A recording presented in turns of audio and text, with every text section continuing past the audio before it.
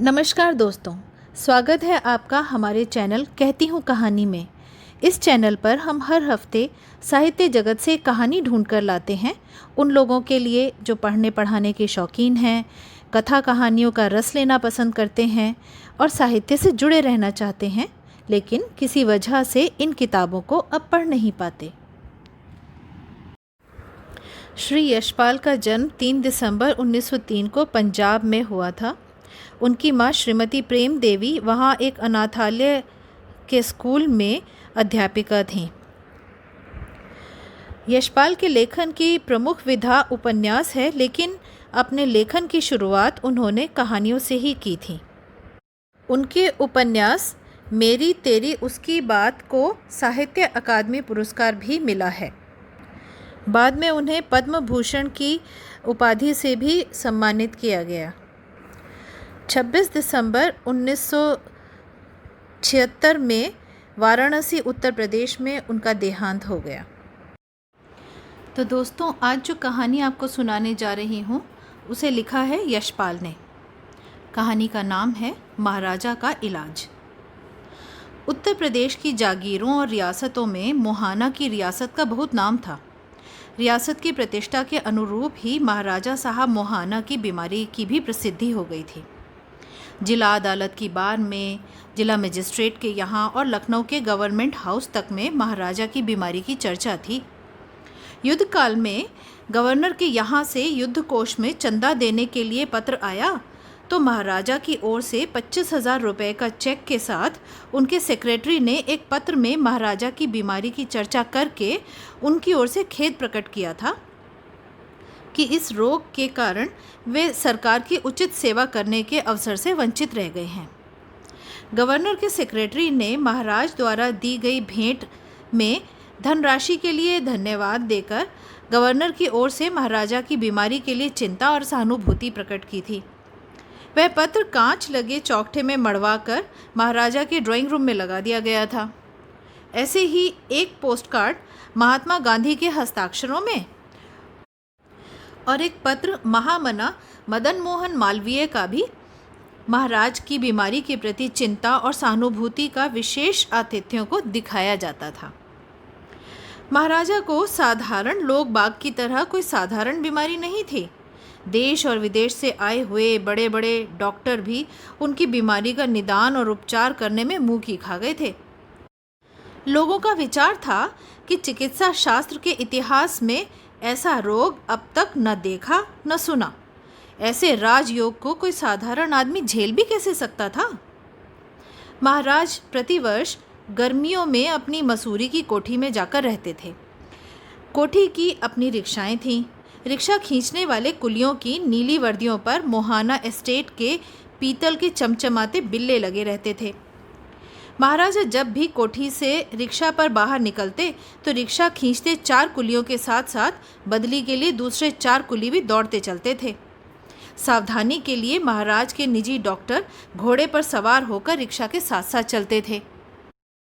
सितंबर के महीने में महाराज के पहाड़ से नीचे अपनी रियासत में या लखनऊ की कोठी पर लौटने से पहले मसूरी में डॉक्टरों के मेले की धूम मच जाती। मसूरी के सब बड़े बड़े होटलों में कुछ दिन पेशतर ही कमरों के बहुत से सूट या कमरे 3-4 दिनों के लिए सुरक्षित करा लिए जाते। 3-4 बड़े बड़े बंगले भी किराए पर ले लिए जाते। इसी तरह डॉक्टरों के लिए रिक्शाएं और बढ़िया घोड़े भी सुरक्षित कर लिए जाते। लोग बाग न होटलों में स्थान पा सकते थे, न ही उन्हें सवारी मिल पाती। बात फैल जाती कि महाराजा मोहाना को देखने के लिए देश भर के बड़े बड़े डॉक्टर आ रहे हैं। ये सब डॉक्टर महाराज के शरीर की परीक्षा और उनकी बीमारी का निदान करने के लिए बुलाए जाते थे। सब डॉक्टर बारी बारी से महाराज की परीक्षा कर चुकते तो महाराज की बीमारी का निदान का निश्चय करने के लिए डॉक्टरों का एक सम्मेलन होता था। फिर डॉक्टरों की सम्मिलित राय से महाराज की बीमारी पर एक बुलेटिन प्रकाशित किया जाता। सब डॉक्टर अपनी अपनी फीस, आने जाने का किराया और आतिथ्य पाकर लौट जाते, किंतु महाराज के स्वास्थ्य में कोई सुधार न होता। न महाराज के हृदय और सिर की पीड़ा में अंतर आता और न ही उनके जुड़ गए घुटनों में किसी प्रकार की गति आ पाती।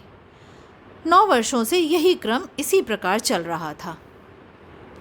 उस वर्ष बम्बई मेडिकल कॉलेज के प्रिंसिपल डॉक्टर कोराल को भी महाराज मोहाना के रोग के निदान के लिए मसूरी में बुलाया गया।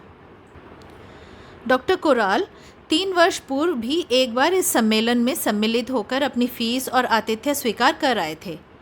उस वर्ष भी इस प्रसंग में मसूरी की सैर कराने में उन्हें कोई आपत्ति न होती, किंतु भारत सरकार ने डॉक्टर कोराल को अमेरिका जाने वाले डॉक्टरों के शिष्टमंडल में नियुक्त कर दिया था।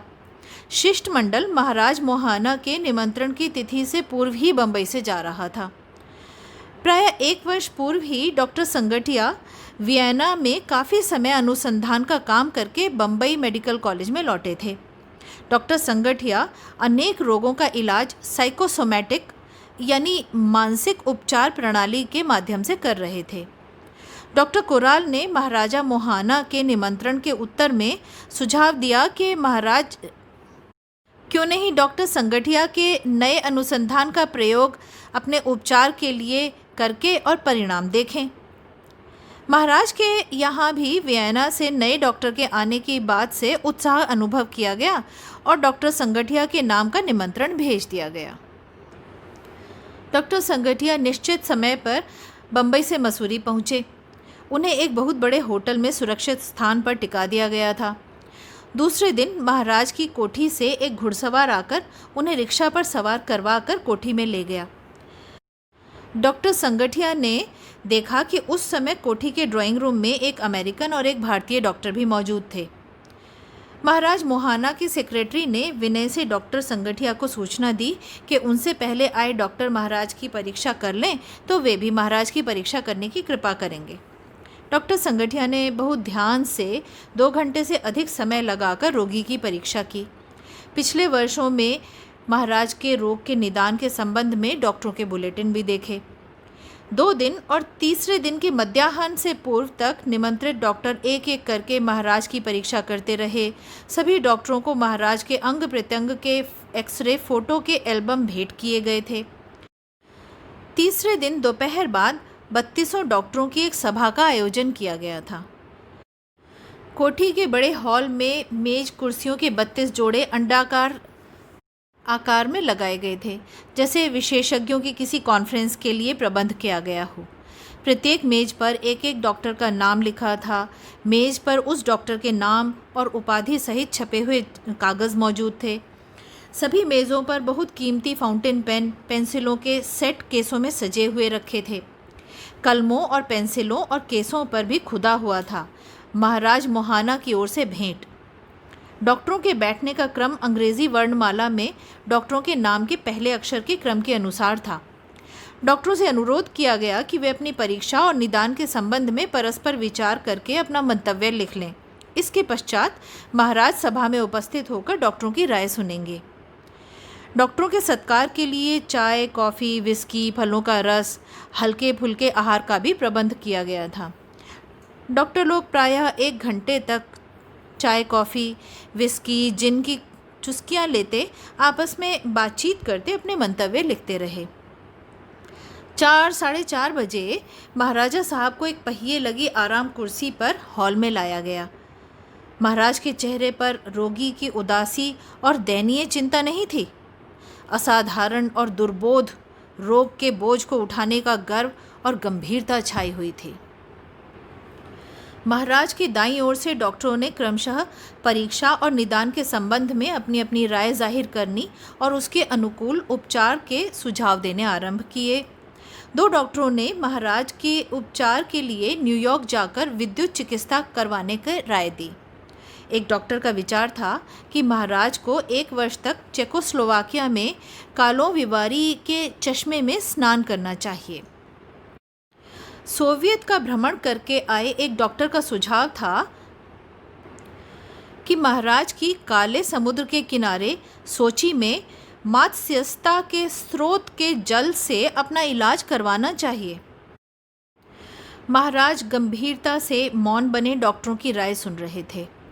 27वें नंबर पर डॉक्टर संगठिया से अपने विचार प्रकट करने का अनुरोध किया गया। डॉक्टर संगठिया उठे और बोले, महाराज के शरीर की परीक्षा और रोग के इतिहास के आधार पर मेरा विचार है कि महाराज का ये रोग साधारण शारीरिक उपचार द्वारा दूर होना संभव नहीं है। महाराज ने युवा डॉक्टर की विज्ञता के समर्थन में एक गहरा श्वास लिया। उनकी गर्दन ज़रा और ऊंची हो गई। महाराज ध्यान से नए डॉक्टर की बात सुनने लगे। डॉक्टर संगठिया बोले, मुझे इस प्रकार के एक रोगी का अनुभव है।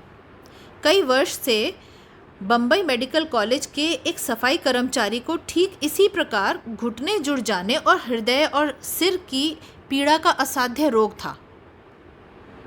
चुप बदतमीज! सब डॉक्टरों ने सुना। वे विस्मय से देख रहे थे कि महाराज पहिए लगी आराम कुर्सी से उठकर खड़े हो गए थे। महाराज के बरसों से जुड़े घुटने कांप रहे थे और उनके होंठ फड़फड़ा रहे थे। आंखें लाल सुर्ख थीं। निकाल दो बदजात को, हमको मेहतर से मिलाता है। निकालो बाहर, बदतमीज, बदजात, डॉक्टर बना फिरता है। महाराज क्रोध से थुलथुलाते हुए चीख रहे थे। महाराज सेवकों द्वारा हाल से कुर्सी पर ले जाए जाने की परवाह न करते हुए कांपते पांवों से हाल से बाहर चले गए। दूसरे डॉक्टर पहले तो विस्मित रह गए, फिर उन्हें अपने सम्मानित व्यवसाय के अपमान पर क्रोध आया और साथ ही उनके होठों पर मुस्कान फिर गई। डॉक्टर संगठिया ने सबसे अधिक मुस्कुराकर कहा, खैर जो हो, बीमारी का इलाज तो हो गया। तो दोस्तों, यही थी आज की कहानी।